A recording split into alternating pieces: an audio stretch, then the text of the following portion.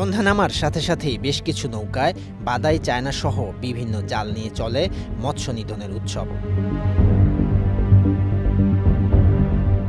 প্রশাসনকে বৃদ্ধাঙ্গুলি দেখিয়ে নাটোরের হালতিবিল সহ বিভিন্ন বিলে চলে এমন অবৈধ কাজ। রাত দিন প্রকাশ্যে নিষিদ্ধ চায়না দুয়ারি, বাদাই জাল সহ বিভিন্নভাবে পোনা মাছ নিধন করে যাচ্ছে কিছু অসাধু জেলে।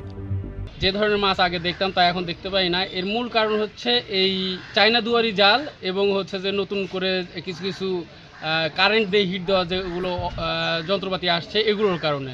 আবার ভোরের আলো না ফুটতেই হালতিবিলের মাধনগর, পাটুল সহ বিভিন্ন বাজারগুলোতে আসতে শুরু করে জালে ধরা পড়া ছোট ছোট পোনা মাছ সহ বিভিন্ন মাছ। নামমাত্র দামে বিক্রি হচ্ছে এসব পোনা মাছ। এর ফলে একদিকে যেমন মাছের স্বাভাবিক প্রজনন ব্যাহত হচ্ছে, অপরদিকে এসব নিষিদ্ধ জালে ছেকে মাছ ধরার কারণে বিলের জীববৈচিত্র্য ধ্বংস হচ্ছে।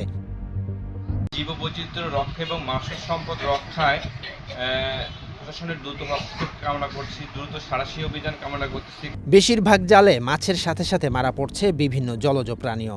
এতে হুমকির মুখে পড়ছে হালতিবিলের প্রাণ বৈচিত্র্য। একদিকে প্রশাসনের পক্ষ থেকে কিছু অভিযান পরিচালনা করা হলেও প্রভাবশালীদের কারণে আরও বেপরোয়া হয়ে উঠেছে এই চক্রটি। সমস্ত অবৈধ জাল তুলে পুড়িয়ে ফেলা হচ্ছে, আর এই পোড়ানোর মাধ্যমে আমরা পোনা মাছ রক্ষা করতে চাই, যেটি আমাদের পূর্ণাঙ্গ মাছে পরিণত হবে এবং আমাদের এই লক্ষ্যমাত্রার 20,000 মেট্রিক টন মাছ উৎপাদিত হবে। সেই লক্ষ্যে আমরা কাজ করে যাচ্ছি। তবে অবৈধ কার্যক্রম বন্ধে কঠোর ব্যবস্থা নেওয়া হবে ও নিয়মিত অভিযান পরিচালনার কথা বলছে উপজেলা প্রশাসন। আপনারা যদি দেখা হয়, আপনি যদি দেখেন কেউ ফেলছে, তাকে নিষেধ করবেন না, বের করো না এই জিনিসটা, এবং আমাদেরকে জানালে আমরা ব্যবস্থা নিচ্ছি। আমরা তো প্রতিনিয়ত অভিযান করছি এবং করব, সামনে আরো অভিযান চলবে। অবৈধ জাল দিয়ে মাছ শিকারের ফলে ধ্বংস হবে হালতিবিল। প্রশাসনের আরও অভিযান চালিয়ে হালতিবিল সহ উপজেলার অন্যান্য খালবিল নদী রক্ষার দাবি করেছে স্থানীয়রা।